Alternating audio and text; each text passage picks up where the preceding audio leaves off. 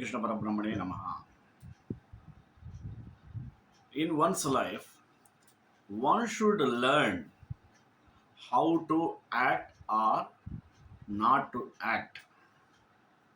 If a person knows it well, he can survive anywhere, at any place, at any cost, with anyone so easily. In this regard, we have to have some practices through yoga and performing actions. These will help us. At the same time, one should must be abandoned unnecessary attachment on unnecessary things.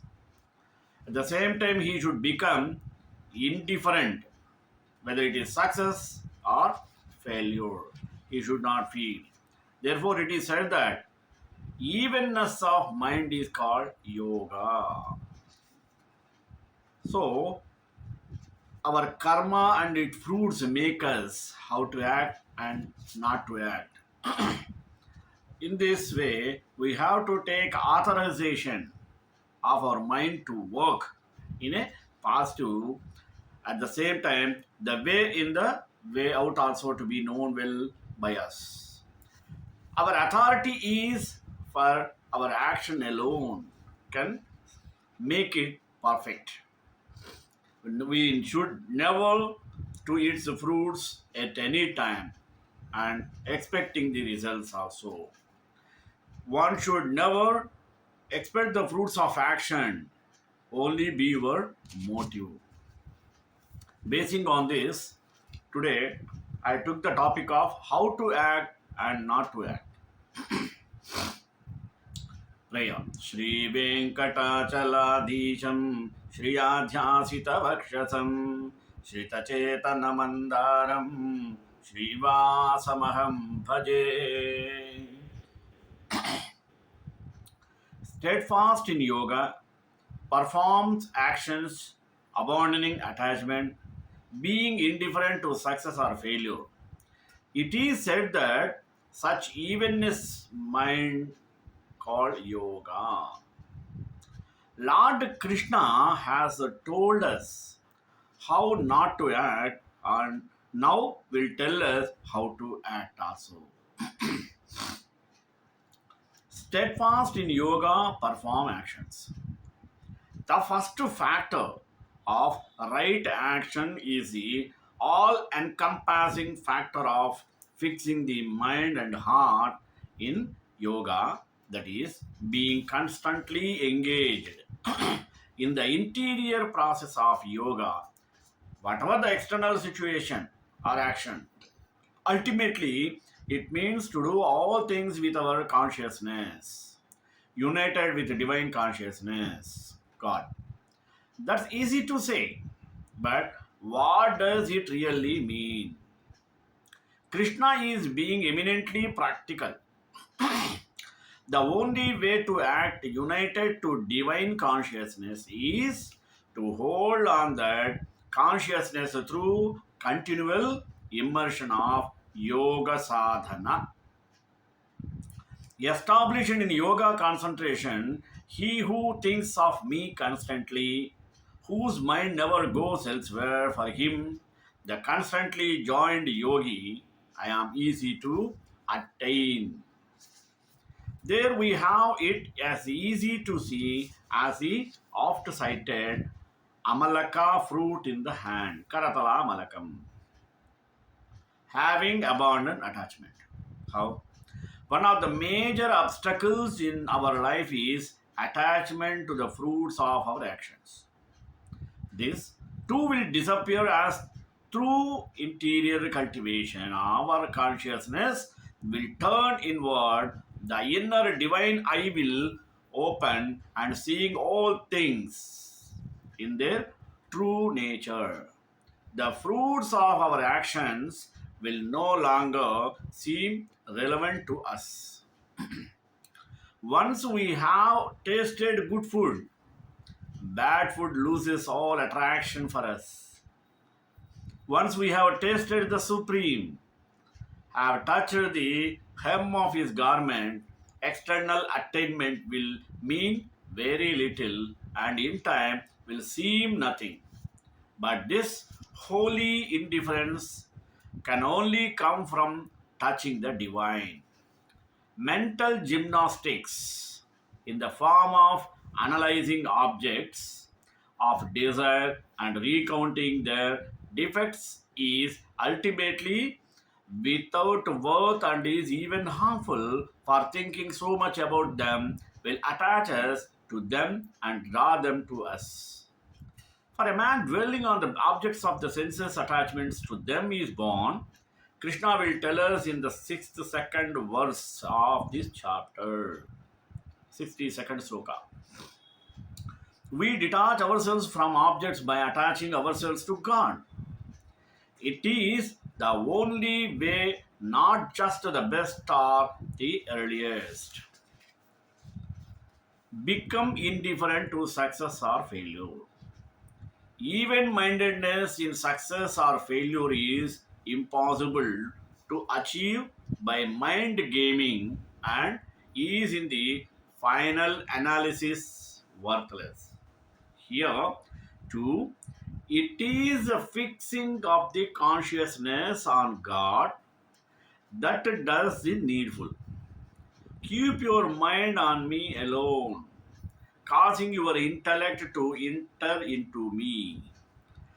Then onwards, without a doubt, you shall dwell in me.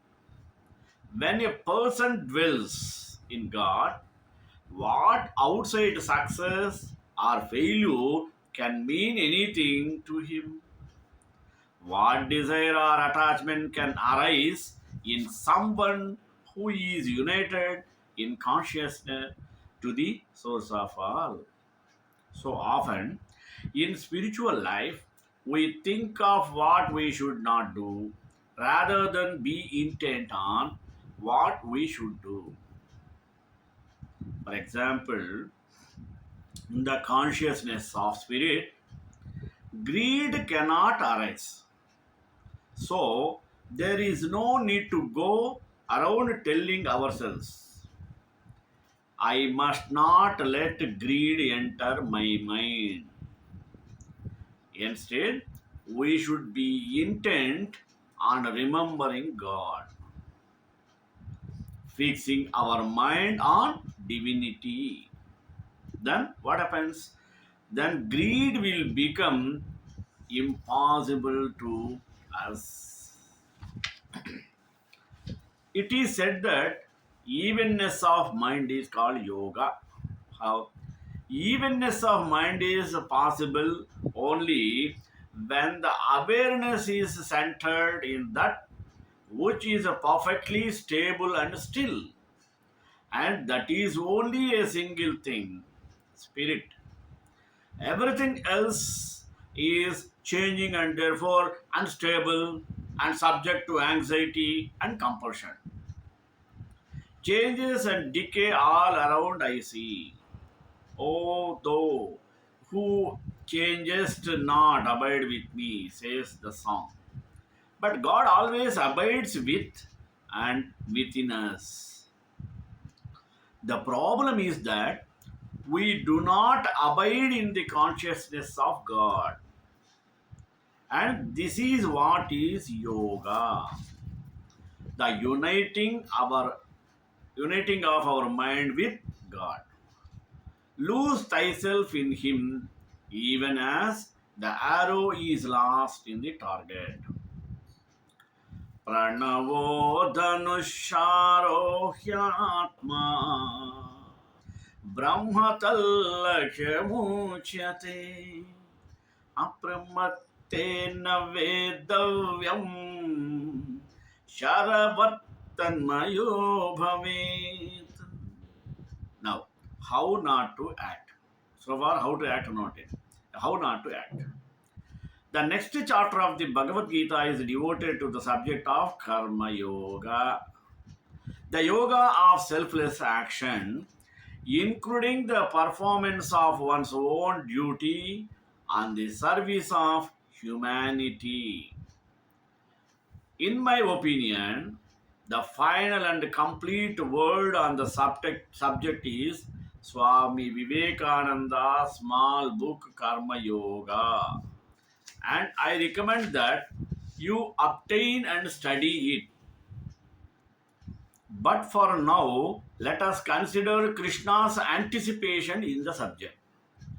कर्मण्येवाधिकारस्ते मा फलेषु कदाचन मा कर्मफलहेतुर्भूः मा ते सङ्गोऽस्त्वकर्मणि. Your authority is for action alone, never to its fruits at any time. Never should the fruits of action be your motive, and never should there be attachment to inaction in you. Karma and its fruits. Ordinarily, when we speak of karma, we mean the law of cause and effect, but it is also means action or work. This is the usual meaning in the Bhagavad Gita. Karma includes both physical and mental activity, including both thought and feeling, which is why Lord said that the mere desire to do evil was a form of committing the act. As Krishna says, the path of action is difficult to understand. He who perceives inaction, and action in inactions, such a man is wise among men. The fruit of action, karmapala, is the result or effect of activity, both actual and intended. Authorization to work. In some translations, the expression right to act is used, but that is very poor translation of adhikara. Although just about everyone uses it. Adhikara means authority, qualification, jurisdiction, and prerogative. Only peripherally does it mean privilege and never a right. Basically, by taking human birth, we have been authorized or enabled to engage in action. In truth, we cannot escape such an engagement. Therefore, we must learn from Krishna how to do it correctly. And even before that, we have to learn how to view our action and its authorization.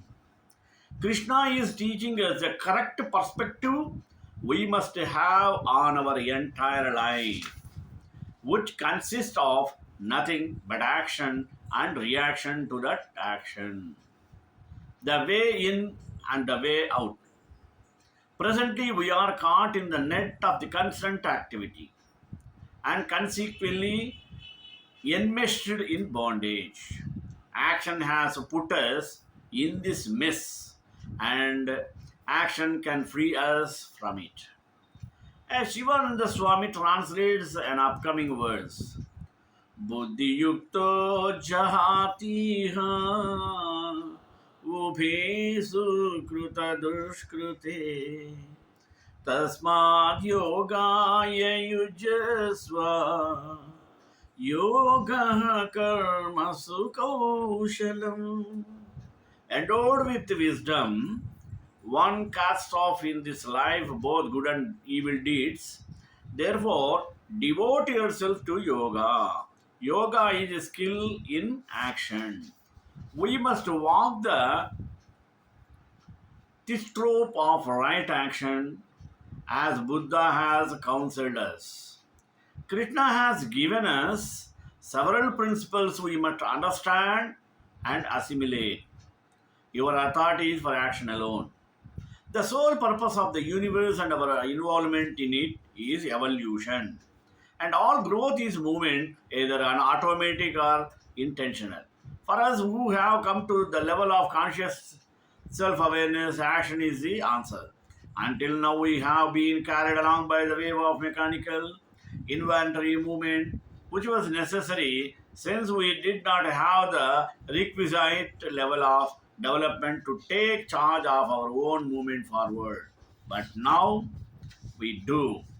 During the period in which we were being impelled along by the currents of cosmic life that are indicated by the movement of the planets, alternately emerging from and being submerged in the ocean of samsara, we set among many forces in motion by our response to those ups and downs. These forces took the form of both karma and samskara. So now that we are on our own to a significant degree, we have to deal with them mostly by neutralizing them or using them as ascending steps in our inner growth. Because of all this, we are authorized to engage in actions. It is our desire for objects and our engaging in work meant to result in the fulfillment of those desires that has entangled us and put us in our present state of confusion and bondage. To engage in further action with desire as a moving force would only compound our dilemma. So, we act for the sake of action alone, not random action, but action which will free us from the compulsion to act. In other words, we begin to act as free, conscious beings, not as semi conscious wanderers or compulsives. By acting, we bring about freedom from action. Next, never to its fruits at any time. Right action is not supposed in and of itself to bear fruit, but to free us from all harvesting. Usually, when we act, we put ourselves under the necessity of reaping the effects of the action. For whatsoever a man grow, that shall he also reap. But there is a way to act in which there is no result except the freedom from further actions. Some actions forge chains and other actions break them. The latter is needed for our progress. So, next, never should the fruits of actions be your motive.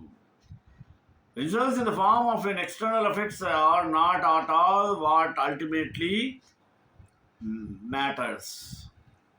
What does matter is the effect of action on our state of consciousness. To free our consciousness, we must be totally free of desire for results. When we can act on this way, all bonds drop away and we are free, not self realized as some erroneously think, but free to move on to higher degrees of evolution without any more entanglements. Then self realization is possible. Next. And never should be attachment in inaction in you. It has to be admitted that a great deal of the detachment, indifference, uninvolvement, and renunciation is nothing more than classical laziness on the mental and physical levels. In India, especially, we find a lot of renouncers and non attachers, both monastic and non monastic, that are simply boundless of tamasic ignorance and indolence. By the way, Krishna tells us to desireless action, but not to motivationless. There is a difference. We are to act with a motive liberation. Bhagavad Gita, one of the most important scripture of Hinduism, is part of Vishnu Purana of the Mahabharata, considered to be the greatest spiritual books the world has ever known. It is written in Sanskrit and has been translated into virtually every language. The Gita shows the path to the lost, the ignorant, answer to the confused, and wisdom to all. The primary purpose of the Bhagavad Gita is to illuminate all of humanity the realization of the true mantra of divinity for the highest spiritual conception and the greatest marital perfection is to attain love of God. It is a book conveying lessons of philosophy, religions, and ethics. It teaches every human being the art of living, the way of life. According to William von Humboldt, the Gita is the most beautiful, perhaps the only true philosophical song existing in any known tongue. Although it is a scripture of Hinduism, it is acceptable to all religions of the world because its teachings are very practiced and universal. It teaches us how to live without that we come across in our daily life. If we really understand what is taught, we will be able to use it. It gives us the knowledge which has a practical fruitfulness in our daily life. Therefore, it is said in the Gita, Tashma Shastram Pranamante Karya Karya Vyavasito Jnatva Shastra Vidhanoktam Karma Kartu Biharhasi. Which means, therefore, let the scriptures be your authority in determining what should be done and what should not be done. Understand the scriptural injunctions and teachings and then perform your actions in this world accordingly. If we do not act according to our knowledge and understanding, there is a danger that our knowledge and understanding will start changing, colored by our actions. So Mahatma Gandhi calls it the universal mother, whose door is wide open to anyone who knocks. By the teaching of Bhagavad Gita, we even can ourselves and duty the real nature of the worldly pleasure and pain or any other emotional activity. It also helps to find the path by which one can transcend from it and get the highest mortal path and truth. It guides us for a good and a spiritual life. So Lokamanya Tilak calls it most luminous and priceless gem, which gives peace to difficult on reading each and every thing of the souls and makes us master of spiritual wisdom. As a philosophical guide, the Bhagavad Gita plays an important role in society. A philosophical guide is like a spiritual magnifying glass, is like a spiritual enabling us to discern the external and internal elements that could our vision and bring error in our understanding.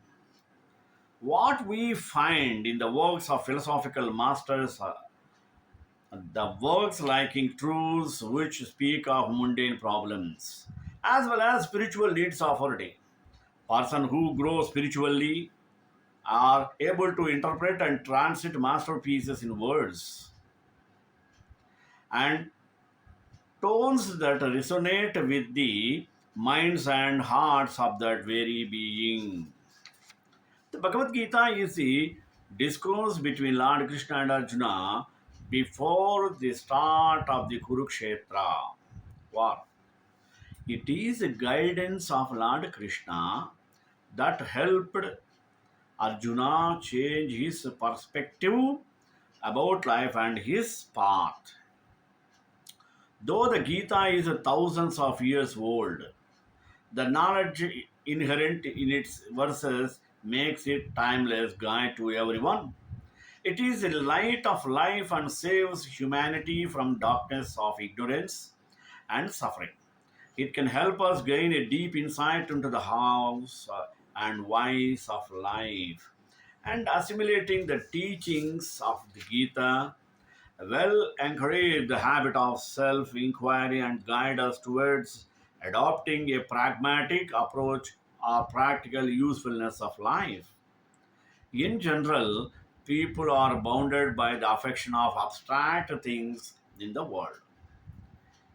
In this binding, people cannot find out the spiritual truth in their life. But our philosophical guide, our philosophical masterpiece shows how human beings can be free themselves from the valueless affection. In the time of Kurukshetra war, Lord Krishna said to Arjuna, everything stands for God and you see only God, and expecting Him everywhere and in everything. You lack the inner birth. Like Arjuna, we are tempted to throw up our hands, claiming that all struggle is senseless. We cannot hope to make any discernible differences in that vast conflagration. It is at this crucial point within our experience when God makes clear to us that He is present everywhere in our lives and His divine plan is an utmost importance for every human being or for entire mankind. Through this, Krishna reveals himself as a divine, one who controls all humans' history, past and present, the Godhead in whom all persons live and move and have their being. As the supreme creator of the universe, he discloses himself. When tyranny threatens, the divine made human also reveals himself as a higher consciousness within us. He makes it clear to us that human life is the purpose of discovering our inner divine soul and progressively identifying with our higher being. The first lesson, as we must learn, is in our struggle for the betterment of human mankind. We are not to have an egoistic involvement in the fruits of our struggle for the betterment of humankind. We are not to have an egoistic involvement in the fruits of our labor. Our responsibility is to carry out what we assess, to do according to our lights and gifts in such a manner that have the best chance for success. But it is not for us to complain when our actions do not result in immediate or discernible differences, as it is equally counterproductive to become puffed up with personal pride whom our struggle prevails, acting that concerns with God's overall plan as best we understand it. We are to work for the preservation and betterment of humankind, not our own self satisfaction and conceit. In Gita, Shri Krishna says to Arjuna, you must act according to your right. There is no way to escape your moral dilemma through pretending to exist on a higher plan of scholastic or religious detachment. We should do our work without worrying about its results. When we work for getting a result from a particular action, we can't really be our best in it. So, just doing our work without really thinking about its result should be our motive. A verse in Bhagavad Gita says, it is better to live your own destiny imperfectly than to live an imitation of somebody else's life with perfection. The power of God is with you at all times through the activities of mind, senses, breathing, and emotions, and is constantly doing all the work using you as a mere instrument. A gift is pure when it is given from the heart to the right person at the right time and at the right place, and we expect nothing in return. Shri Kantai Kalyana Nidhi Nidhidram Shri Venkata Vivasaya Srinivasaya Mangalam Mangala Sasapaya Madacharya Purogami Sarvaisha Purvairashadye Satkrutayastu Mangalam.